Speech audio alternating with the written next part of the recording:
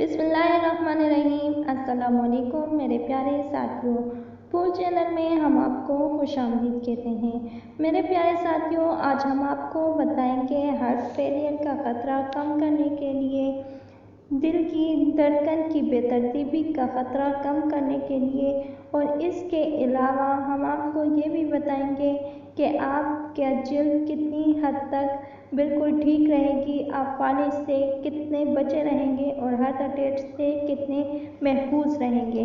तो इन सब के लिए हमारी वीडियो को आखिर तक ज़रूर सुनिए।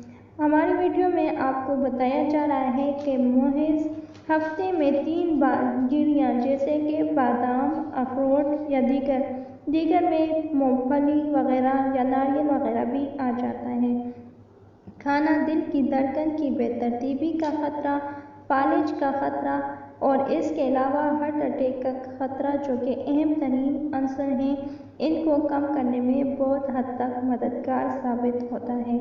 स्वीडन में एक तहकीक के मुताबिक ये बात सामने आई है कि हफ्ते में कम अज़ कम 3 बार अगर आप लोग ये गिरियाँ खाएँ तो एहतियाती फाइब्रेशन का ख़तरा 18% तक कम कर देता है। यह दिल का ऐसा आर्जा है जिसके दौरान अक्सर धड़कन बेतरतीब महसूस होती है। इससे कबल एक और तहकीक में भी ये बात सामने आई थी कि हफ्ते में 1 या 2 बार गिरियाँ खाना मुतदल मिकदार में हार्ट फेलियर का ख़तरा भी कम कर देता है। नई तहकीक के इब्तदाई नताज से मालूम हुआ है कि गिरियाँ खाना हार्ट अटैक और फालिज का ख़तरा कम करती हैं।